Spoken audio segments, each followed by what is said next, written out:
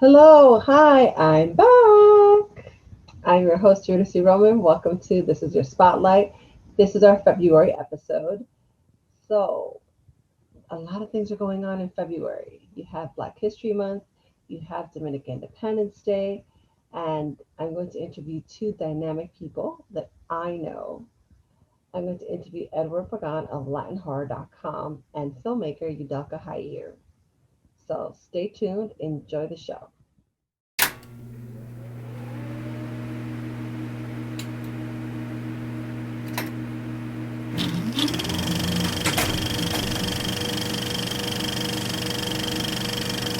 Hi, I am here with the one and only, as I call him, the Silver Fox of Latin horror, Mr. Edwin Pagan.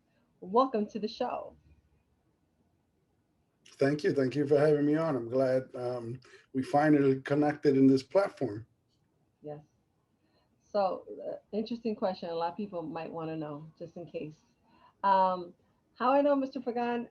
We both. I volunteered at the New York Latino Film Festival way back when in 2007, and it's funny because I, he was. I always heard him mentioned, but I never saw him because he was everywhere. So, in the first years of the Latino Film Festival, it was a lot of work being done just to make sure that the Hmm. festival ran. So you would know people That's by their great. names. It's just you would never see them because they're like busy making stuff that is sure it worked. Whether it was the panels that had to be That's right. done, anything, they were on top of it. Um, so this is an interesting thing. I haven't spoken to you ever so many years. Now that I've seen your face, I'm like, Hmm. oh, okay, we're friends. We follow each other on Instagram. Cool.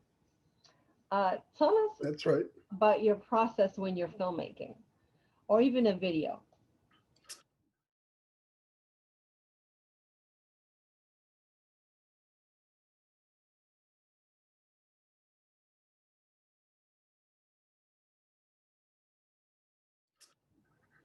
Yeah. Well, I mean, my background. I started in photography. I Mm, got acquainted with photography when I was about 10 years old, mhm, and at the Boys Clubs of America in the South Bronx, and they actually gave me a voucher for some courses at the School of Visual Arts. One was in production, and one was in cinematography. mm, And when I went to the class in production, I didn't really like it. I was probably 17 years old at the time. And, when I went to that class, it was all crunching numbers, doing schedules. And I was like, at that age, I wasn't about that. It was like a little bit more, it seemed a little too just contrived for me, at least as a creative person. Now, mind you, I would ultimately go on to do a lot of that as a producer, but as an adult. But the second class was in cinematography. mm, And that one fit like a glove because I had already been doing that at the Boys Club through, just regular photography. So it wasn't a stretch for me. I knew about light metering, film stocks, etc. So that one fit like a glove. And not too long after that, I came across a group called the National Association of Latino Independent Producers. And mm, thankfully, when I joined that group, I got to do a lot of camera work and lighting for a lot of like filmmakers in New York. mhm, And that sort of got me back in the game, not only as a cinematographer, but doing my own work. So my process, I mean, the process is not my process, but it's the process, and I'll explain how I approach it. Is you because sometimes I get work both ways. I'll get work that I'm invited on to work with a director as a cinematographer. So I'm basically executing the vision of the director onto video or film. And these days it's more video, even though I can still shoot film. Not many people are calling for that these days. And what we do, the process is that we sit down with the director and we break down the script in terms of the beats that he wants, the vision that he's trying to bring forward. And then it's my job as a cinematographer to sort of like, come back and say, I think we should do it this way. We should probably do these sort of angles. It's for me to look at how do I relay the intent of the film in a particular scene, you know, to convey a feeling, to convey a message, um, and sort of like break that down for the director. And of course, we always talk about films that are out there that may seem similar in tone or in lighting or visually. And once we come to an agreement on, you know, what the style of the camera work, what the lighting is going to be, what the lighting approach is going to be, you know, we then sit down with the production designers and we figure out with them how they're going to treat the sets, right? And sometimes that might be far along where they already have sort of a lot of things designed, and they have lookbooks that they have, so you can get an idea of how the sets are going to be. Sometimes the sets are just practical sets. You just go into someone's place and sort of using it, but we still have to light it. But the best times are when the production designer or the art director, depending on the budget, you may just have one person doing it all. But it's nice. Pre-production for me is like the most fun part, because that's when you really get to sit down over a period of time and come up with the ideas and collaborate with other creative minds. And, you know, and somebody even who is not necessarily a creative person may be in the room and say, oh, have you thought about that? And sometimes you get these really great ideas because they're looking at it clean. They're not coming in with sort of the conventions of the person's vocation, right? So they're not necessarily an art director, a production designer, a cinematographer, a set dresser, art department, whatever it is. And they'll just say something that's so basic and it makes sense. And so when I approach it that way, it's a fun experience because I'm executing somebody else's vision. Other times I'll get a project where I'm the one that's going to be directing it. And so again, what I'm doing now is visualizing the entire piece, because now I'm going to work with a cinematographer to sort of bring that to life.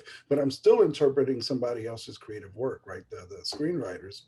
And there are times where I'm working on my own creations where I wrote it. And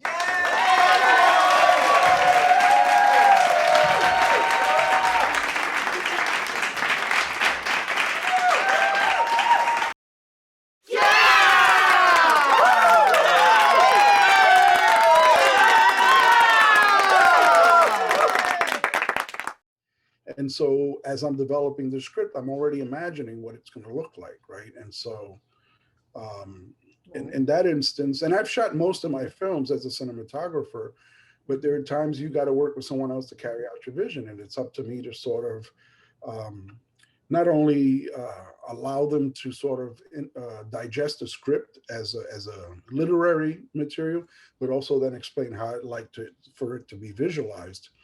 And since I'm a photographer and a cinematographer, I kind of already bring a lot of ideas to the table as a basic sort of plateau, right? Because I still want them as artists to tell me what they would like to add to that, you know, because that's part of it, right? It's not about just executing my vision. It's partnering with somebody. And the director cinematographer relationship is a pretty close one. I think almost with anyone that I've ever worked on a film, whether I'm the director or the cinematographer, you know, it's a slow process at the beginning because you're both getting to know each other and trying to like learn that shorthand. But by the time you always finish a film, there's like, you really get on a groove about how things are executed, and you start shooting faster.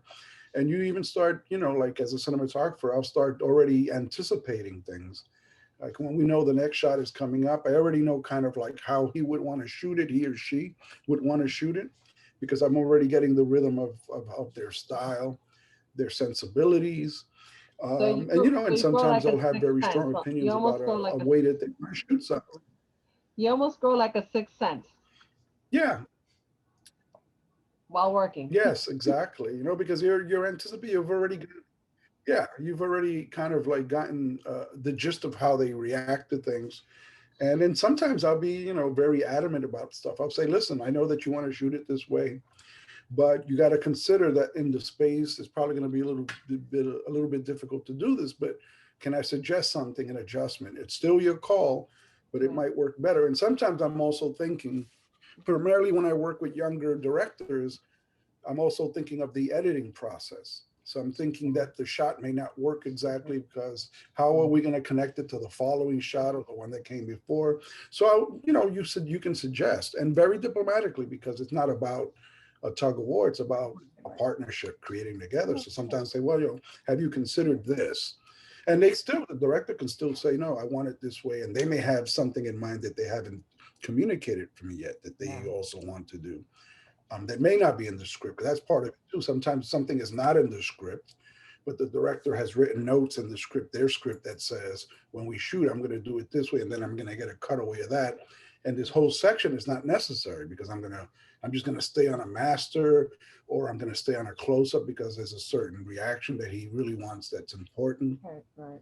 Or even sometimes you adjust when an actor is really like bringing it home, and there's just something that we didn't anticipate that was going to be the moment, but that's the moment, right? Something that as an artist too, as the actor, maybe they're bringing something to it that we hadn't seen, and then we're like, let's go with that. That's good. And then you make other adjustments to accommodate that. So it's wonderful to be doing that, to be able to work with other artists and bring a story to the screen, whether it's for theater or now more not in small screens or streaming. Sure. So my question is, the next question I have for you: what are the best resources at this moment in order to do filmmaking in general, whether it's video content, whether it's blogging? Like, what are the best resources in your humble opinion? Well, me as a cinematographer, I've always bought them since I was a young guy in my teens. People that want to learn the craft, if they can't go to film school, and I didn't go to film school. Like I told you, I went to a couple of courses at School of Visual Arts. It wasn't a degree program. Mm-hmm. Everything else I learned on my own. But I always bought the trade publications for the things that I do. So, for instance, they'll have the American Cinematography is a publication that I've been buying since I was a kid. And when I bought it as a kid, I read the stories more about them describing how they shot the film. But when you read these articles, they're also chock full also of technical uh, jargon, right? What lenses, Right. what processing they did to the film, what they did in editing with, toning down certain shots, right, and bringing up others with digital editing suites Right. and power windows, etc.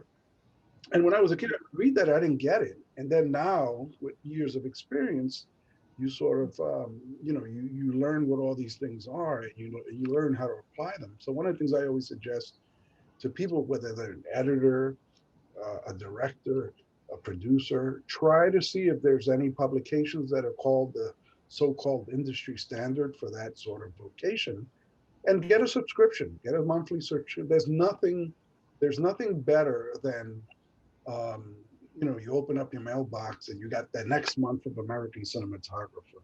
And I look at the cover and I'm like, oh, this movie, I just saw it, right? And I'm like, oh, now let me see how they executed it. Or this movie's not out yet. Let me read how they did it. Then when I see it, I'm kind of contrasting those things. And as a person who's a creative, I'm also always breaking them down also. So if I see a scene that I particularly like a great deal, I'll make a mental note and I try to figure out, assuming, of course, right, because you're not there, assuming how they may have done the scene, what kind of camera they used, if they used any sort of special lighting equipment.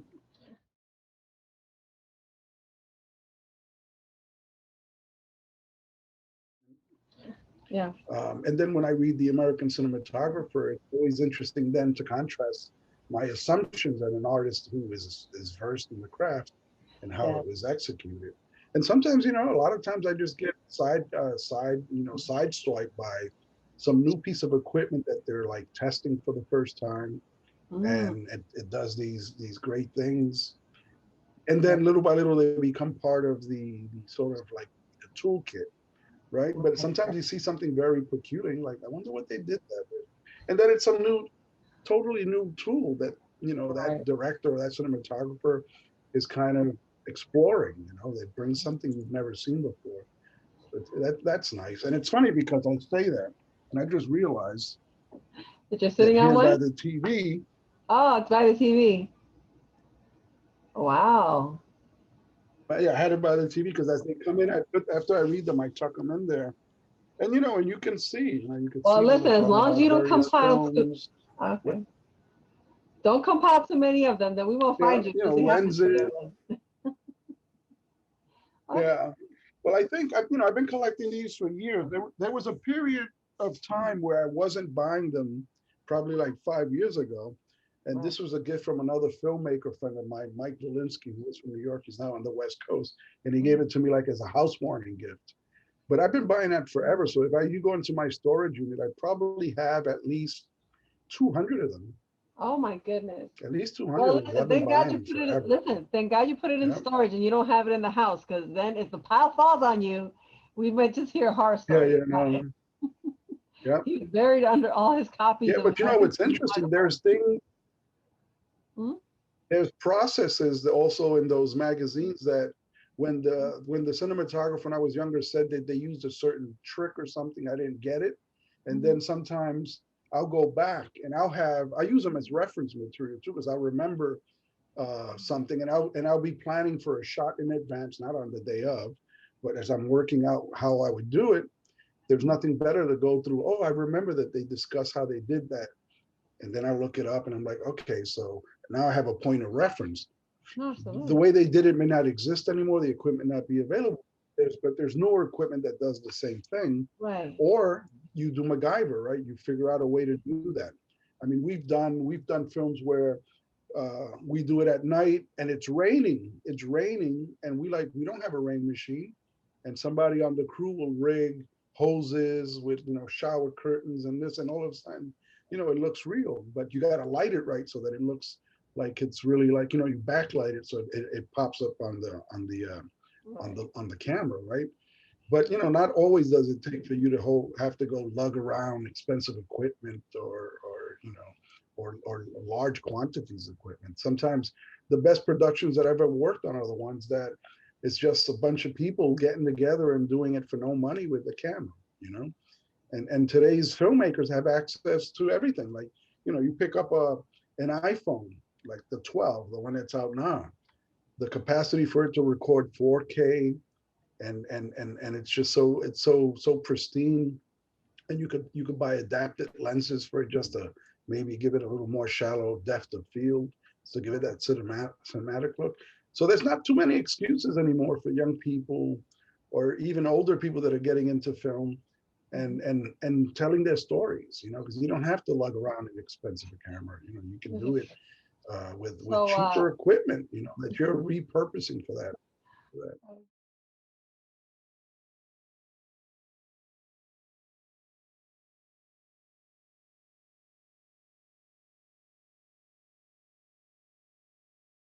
For those that know me, obviously my photography has all been about the Bronx, like endlessly. mhm. Like I said, I started learning photography at the Hoe Avenue Boys Club. That's part of the Madison Square Boys Club chain of boys and girls clubs. Okay. And I started learning photography when I was 10 there. I bumped into the dark room one day, and a gentleman named Ernesto Lanzano, who ended up being my mentor and the person that really taught me photography. Mhm. I've been documenting the South Bronx since that age. Wow. And so if you look at my photographic work, it's always been about the Bronx. And one of the things that I like about, the fact of how I've approached the work, it's that it's never been about the negative aspects of the Bronx. It's always been about, our culture, our people. And I like to say that, in my older photographs, you'll see abandoned buildings in my photographs, you'll see empty lots, but what you'll never see is poor people, only victims of circumstance, right? Because I think that during the years that I was photographing the Bronx during the 80s and early 90s, you had all these newspapers and other photographers who would parachute in, and all they wanted was the sensational story. They wanted the kid playing in the lot. They wanted the kid throwing rocks at an abandoned building's window, or dirty and ragged, because that's how they saw us playing in the hydrant. And that wasn't in all my photographs, everybody looks like they're having a good time because we were having a good time. Just because we were poor doesn't mean we weren't having a good time. We had food on the table. We played in the parks, whether they were as clean as they are today. that was how the city was at that time. The city was going through a major breakdown and fiscal crisis, but that didn't affect us. You know, we were still kids having a good time, and we made the most of it. We made the most of it. And you know, I think about it now. I can't remember, you know, having a sad childhood. It was actually a really nice childhood, because if I see how kids are now, where they're stuck on these devices and they don't even want to go out, you know, we're probably part of that last generation that actually played in the streets, you know. And so the borough of the Bronx, the people of the Bronx, the neighborhoods, the cultures, you know, African American, Asian, Latino, which were like the groundswell in those days here in the Bronx. At least we're in the community where I lived, you know, it was exotic. I didn't have to go anywhere else to get great photos. It was all around me, because the streets were buzzing with culture and ambience and kinetic energy, hip hop, break dancing. I mean, it was just a really great time to grow up as an emerging photographer and artist, and you know, and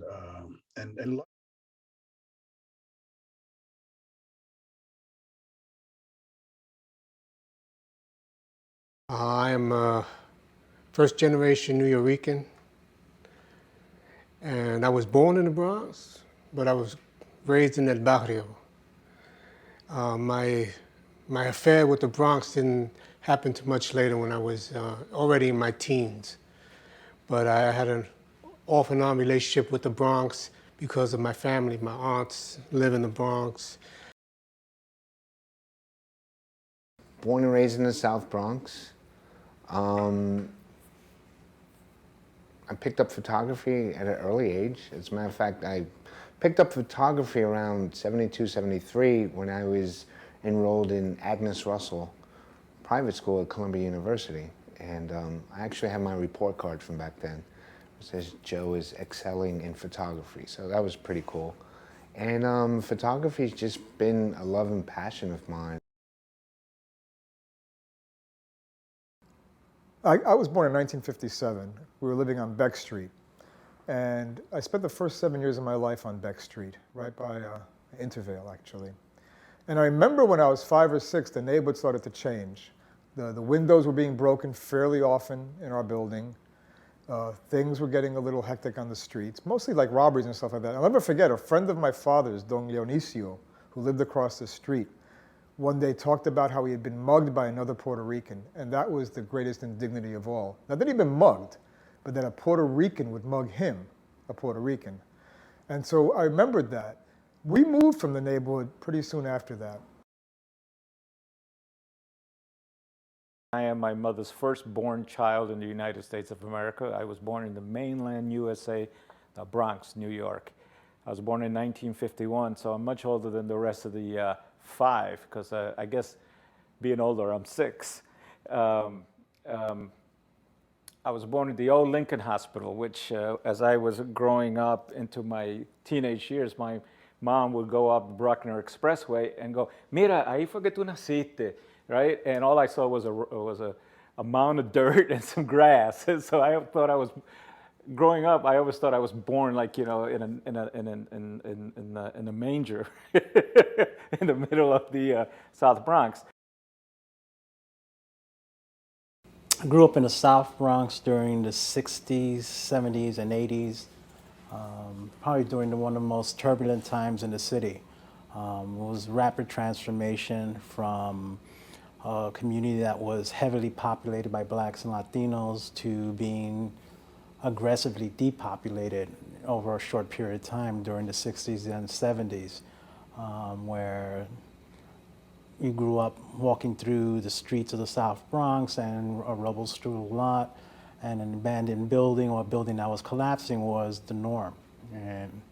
But in the midst of, you know, that existence, there was a large and vibrant community. I was born in the Lower East Side, Loisaida, LES, and my mother moved up to the South Bronx when I was about 6 months old. I grew up in the Bronx at a time where the fires had already done a great deal of damage to the neighborhood. I grew up always smelling the smell of wood burning, of metal burning. It was always part of kind of the atmosphere. And you would always hear fire trucks zooming by at all hours of the night. So for me growing up in that time, it wasn't anything that was foreign to me. It was just part of the way I assumed it was everywhere else. It got to the point where you could hear fire engines every day. You could smell the smoke and the fire, like flowers in the springtime, if you will. The charred, soggy wood. I remember that. That's a memory I have from childhood. We had in our building, 785 East 181st Street, we had 2 fires in 6 months. And we lived on the top floor, so that's a pretty scary proposition if there's a fire on the floor below you and you got either the fire escape or the stairs to get out of. Building after building, block after block began disappearing. I didn't understand what was going on at the time, and I wound up going to college and wound up getting that journey in terms of self-discovery and figuring out what that was. The Bronx was burning, or as I like to say, the Bronx was burnt at the time. Drugs were rampant, gangs were rampant, but the family community aspect was really, really tight. Really, really tight. I mean, you didn't go a day without food, because if you didn't have food, Doña Flora next door was cooking enough to feed you, and your brothers and sisters, or, Doña Carmen, upstairs. So, that sense of community knit was real tight. It was an amazing time to be there. It was one of the worst times, but it was the best time because there was so much going on in terms of awareness, consciousness of movements, of the regeneration of youth. You had the instances of arson, landlords burning down the buildings and driving people out into the community. So there was so much going on that it became a good focal point for anyone who had the type of photographic eye that needed a subject or something to tap on to explore that visual experience. Basements were like these weird places with like magical chambers or dungeons or scary chambers or whatever. And that for me was, my playground were these basements. And it wasn't just the basement. You go through these abandoned buildings, you go up through the apartments, and then you go up to the roof if you can, if there was a roof left, if they hadn't torn it up when they were putting out the fire. Go down the fire escapes. That was this weird playground for me as a child. And I didn't think it was dangerous. It just was. And everywhere I went, around the corner, you heard music, you heard the chatter, you heard people speaking Spanish, 900 miles an hour, right, with rhythms, right? And I used to walk down the street going, okay, pick up these rhythms, pick up these rhythms. Bronx taught me, how to pick the rhythms of how to walk a street, and listen to everything, because the survivors of the Bronx were, you better listen.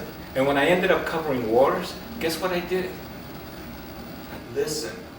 I could hear shit coming behind me, I could see shadows in the corners, and still have that clave going through my head of, I don't think we knew we were poor until somebody else pointed it out. Another fellow student asked me what it was like to grow up in the South Bronx as poor people in the neighborhood. And I just looked at him because I had never been without lack of food. The entire Bronx was my playground. We played in abandoned buildings when they were being demolished. The parks were nearby. And so to us, even though it was different, the circumstances were different, our playground was different. I don't remember having a sad childhood. It was just a different childhood. And it wasn't until somebody asked me that question that I realized that we were having the time of our lives, but we just didn't have the resources that other people had in other communities.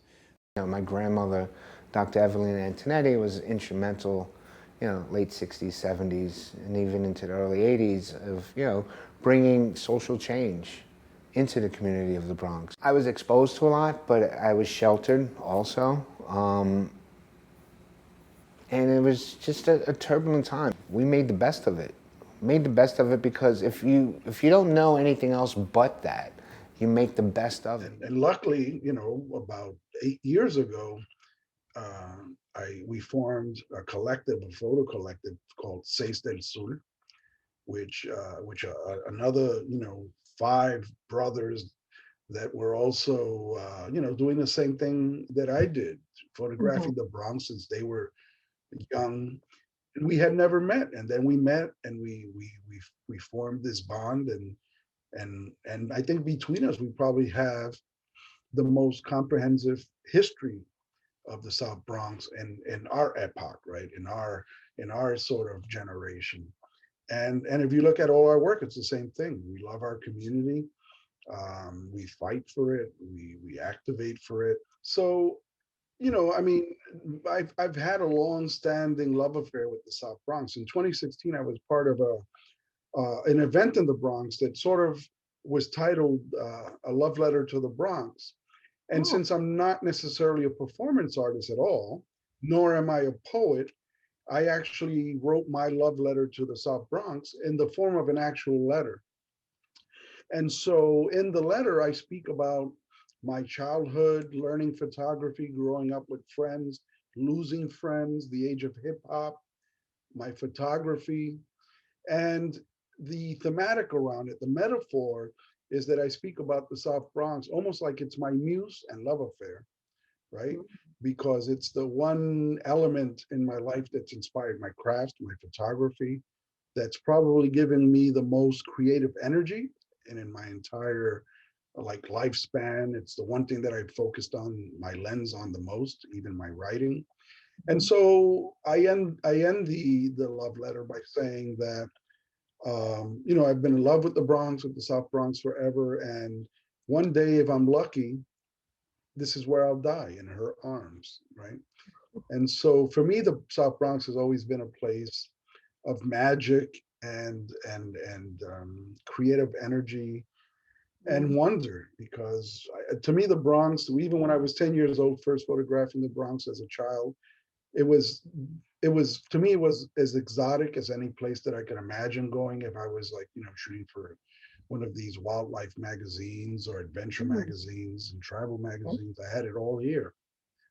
The hip hop music, the break dancing, the culture, the people, the ethnic groups that were like on every corner playing music or having parties in the park, whether they were birthday parties, quinceañeras. I mean, it's a wonderful place that's full of so much energy. And I think unless you live in the Bronx, you don't understand that. And the great thing is that, you can go anywhere around the world and you're going to bump into another person from the South Bronx. And it's going to be that energy. The minute that you connect, it's like, oh, I'm from there too. And you're proud.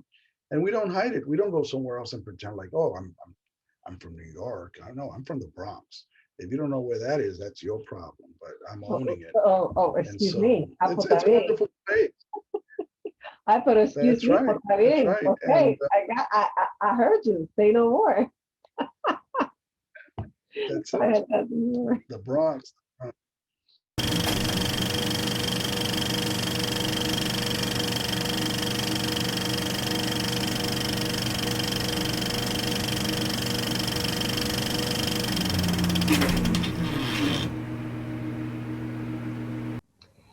Hello, hello, hello. I am here with the talented, the multifaceted, the lovely Yudelka Hayer. How did I meet Miss Hayer? It is kind of an interesting way. I met her husband first. I was at the Dominican Film Festival in New York. Shout out to them. Thank you. Um, and he goes, listen, I do film, I do camera, I got my own equipment. Anytime that you're ready to shoot a film, let me know. And I met him in person, and then I kept touch with him on Instagram. And then one day I was like 2018, I just woke up with, you know what? I have not done a movie in 11 years at that point. The last movie I did was 2008. And then I was like, Concha, I'm out of the game. I'm rusty. This is terrible. I said, ¿Qué yo hago? I called Victor, and then Victor goes, sure, let's go. By the way, I charge $300 a day. So how many interviews do you need to do for your documentary? And I started March 22nd. My last interview was before Christmas. In the midst of all this, Victor says, "Oh, I'm married." I said, "Okay, I don't want you that way. I just need you to be my cameraman." I say Teres, but thank you for letting me know that. And then he says, "Oh, my wife's name is Yudelka." He shows me her picture, and he goes like, "Oh, but she's more into doing theater, and she's done a few like small short films." And then he showed me the animation for DTrain, especially the titling, while we were shooting the documentary. I was like, "Oh, okay, bueno, that's great." He's like, "Oh, my wife's a director, and it's going to be great. It's going to be cool." I said, "Listen, I have faith in you. It's going to turn out great."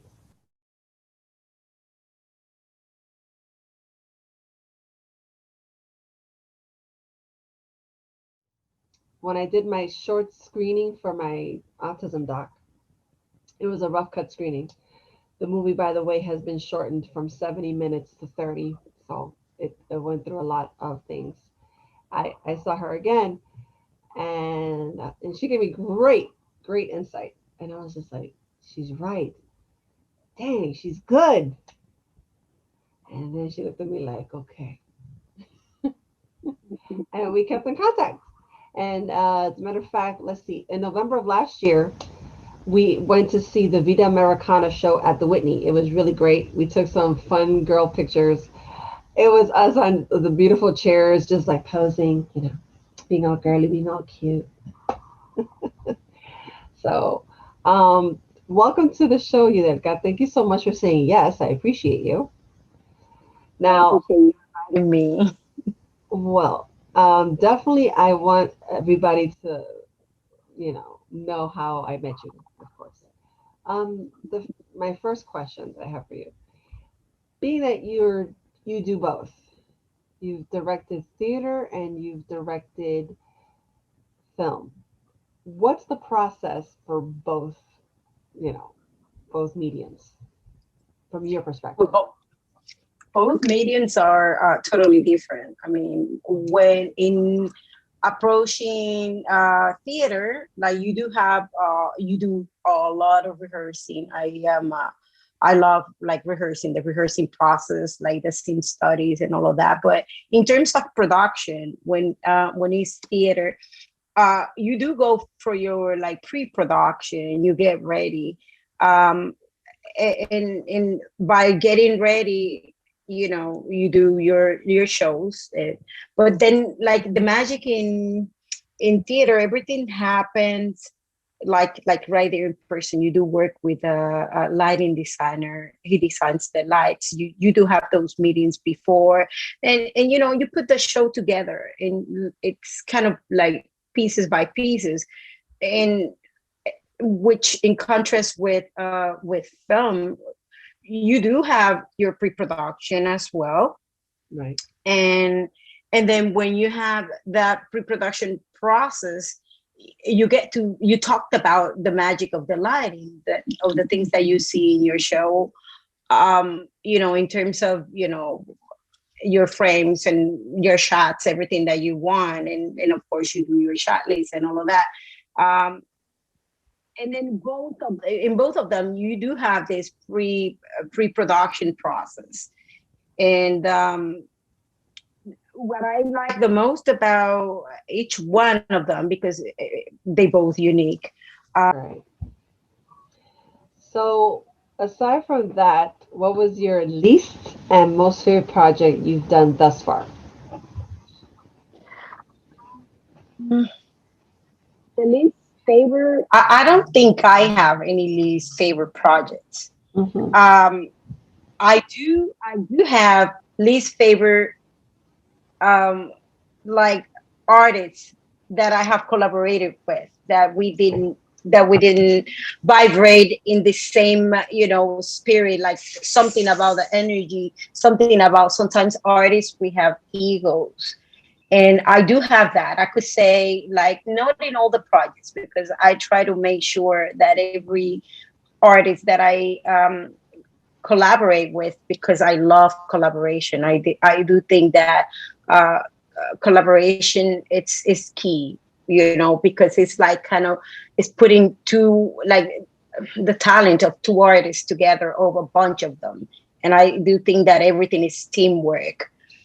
But sometimes you're collaborating with certain, artists that they do have some type of ego, which is grounded into fear, or sometimes they just don't understand where, like your method of working or whatever that is. But that's kind of, I would say that's the least that I have had in certain projects, but that doesn't make my least project. But when I think about that specific project, I do remember the bad taste of that experience, but at the same time, it's like it's all good.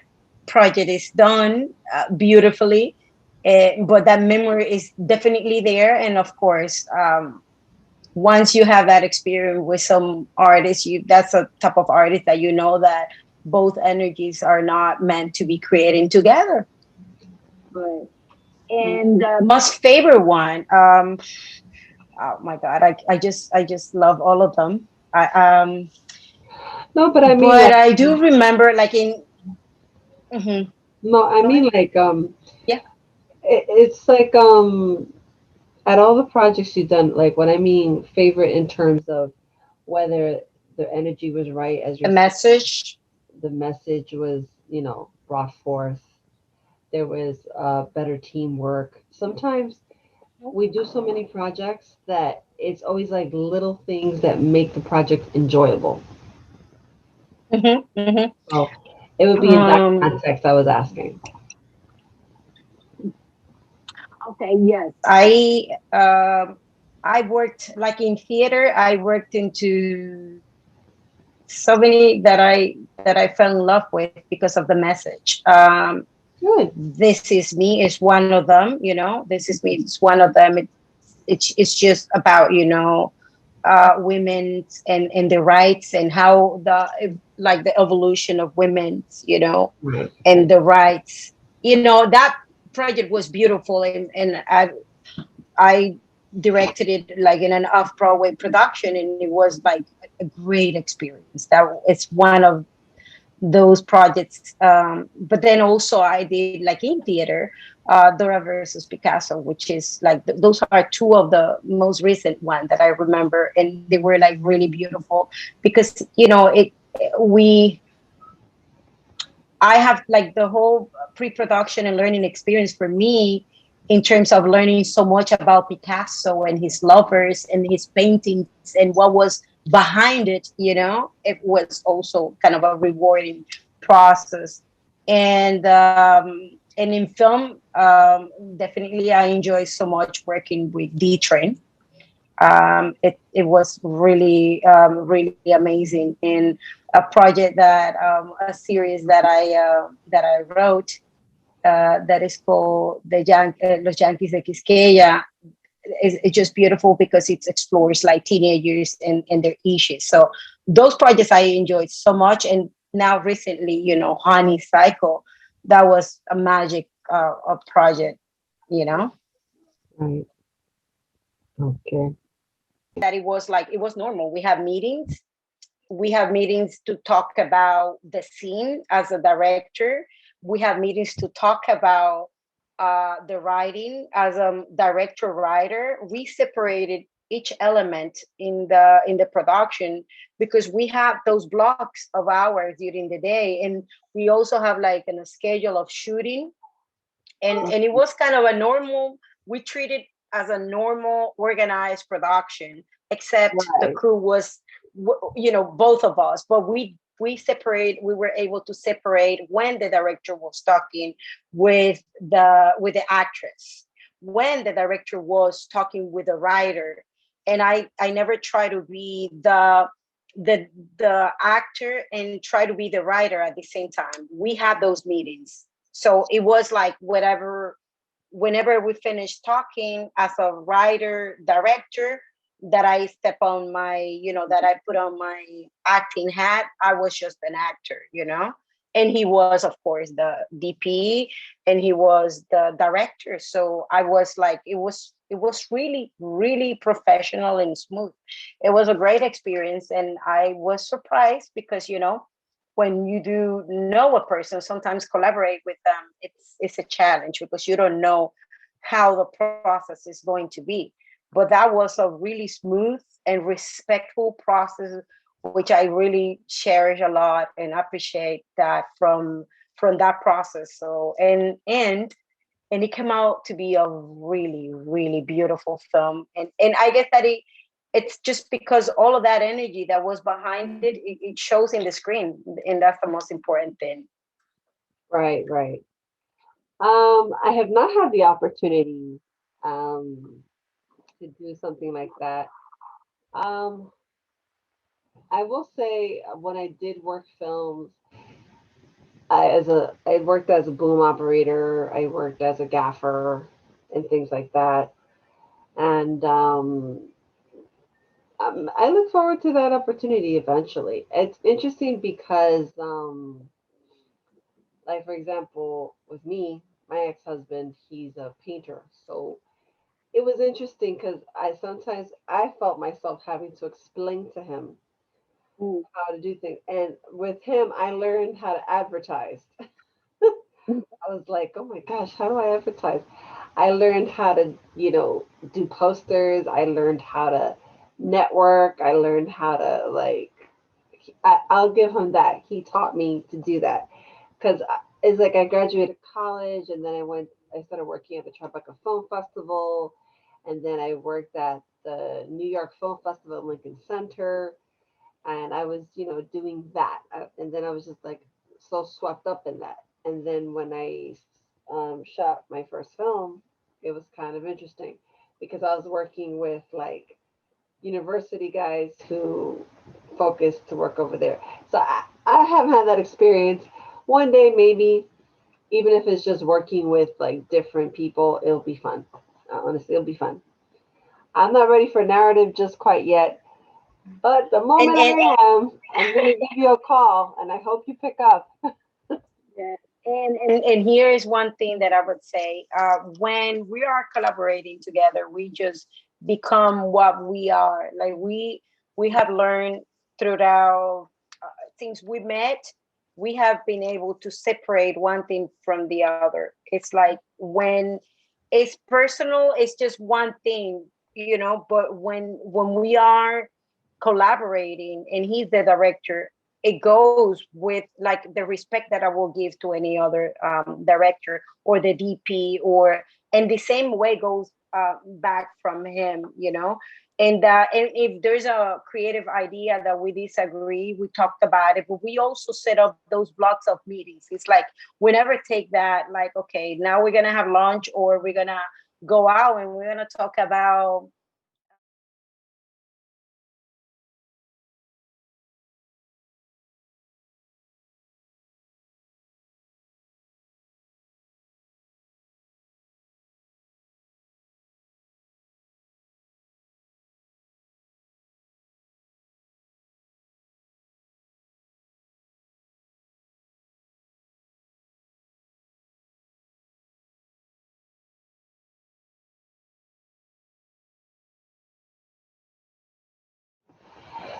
So, how has the Bronx or living in the Bronx has inspired you?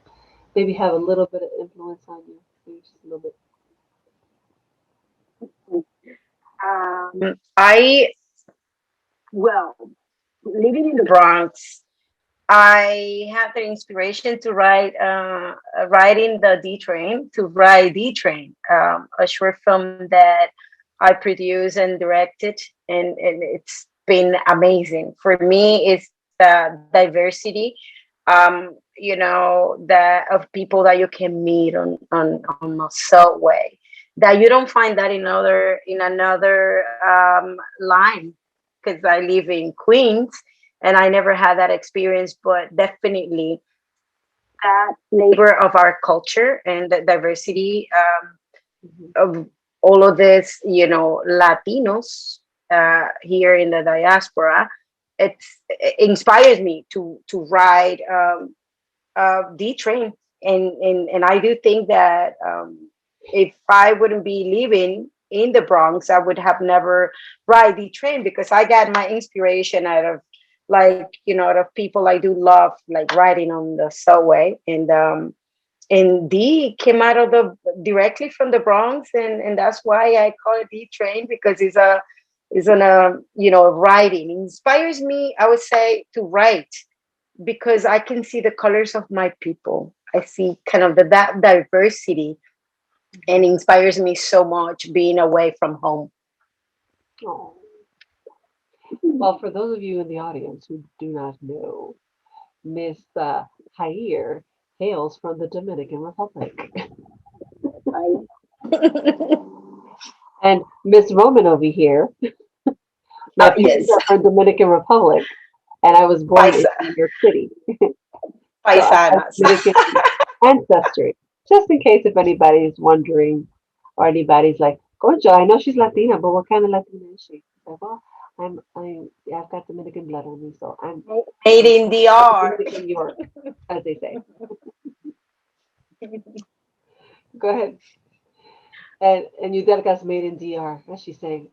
We're not part of the I tourism was. council, by the way, for Dominican Republic. Let's just make sure we clear that one up. Yo no, te garantizo que no. No. All right. So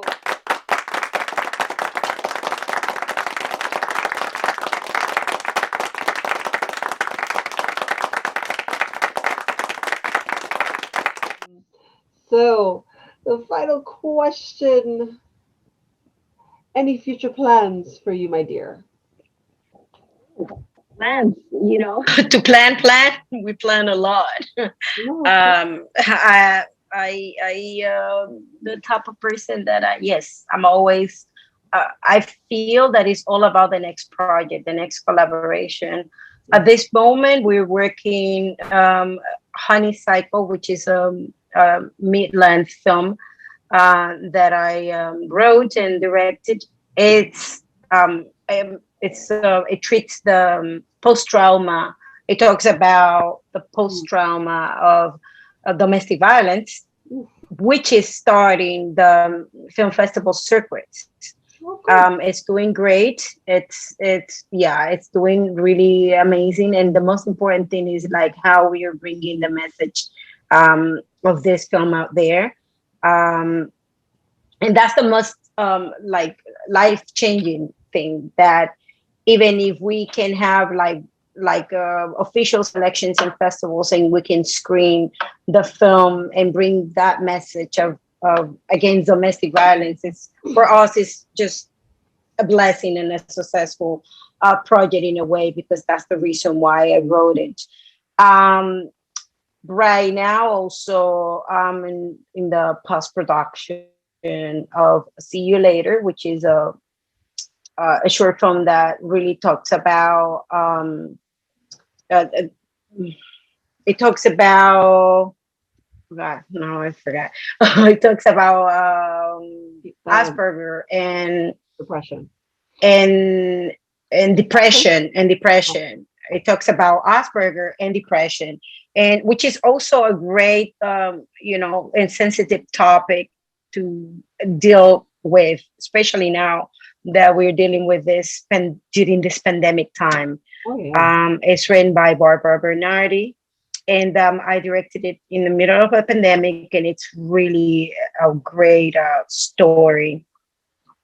And at the same time, I'm involved into producing a feature film that is also in post-production, and getting ready in a pre-production for a great surprise for a feature film, which I cannot say now, but in the future I'll be able to share. But getting ready for that, and and we keep going, and every day, for me is what's next, and but all the projects that are upcoming projects are film and theater, we don't know, but like definitely there are films on the way, and we cannot wait to keep sharing what is Honey Cycle. That's where we're concentrating, and also we do have Suddenly, which is a feature film that I wrote and I'm starting in it, that Victor Diaz directed. He's the director and director of photography that we shot during the pandemic. And that's explain that one about Suddenly to me. So how was it? Because I had Victor as my DP, and he was really great, and he helped me like get into focus, especially in terms of shots. Now, in terms of content of what I wanted and what I need the vision, and I also had to do editing as well. He gave me so much content that I was just like, okay, I'm going to integrate what he gave me versus what I want this to happen. So, how was it working with him in that aspect? I love working with Victor because for me, I wanted to have the opportunity to come back to do my acting. And in the middle of this pandemic, I started writing, and I remember that he said like, "Oh," I said, "Well, this is short." He goes like, "Oh no, take it to a feature film," and I'm like, "What do you mean?" And he inspires me to really go to a feature film. We had the time, we were locked in, it was a lockdown. Like we were, like I in the middle of fear and whatever was happening. So then I developed what is Suddenly. And of course, I wanted to give myself the opportunity to only act and be the writer. And sitting down on my seat on my end, I let Victor be the amazing director of photography that he is. And also he's a director because Victor is a director already. So Thank you so much for joining me. This is your spotlight. I am your host, Eurydice Roman. Thank you to my guests, Edwin Pagan and Yudelka. Stay tuned for more episodes. Click on the YouTube channel and also watch it on BronxNet. And finally, check out the Facebook page. This is your spotlight. Thank you. Good night. Good luck and stay blessed.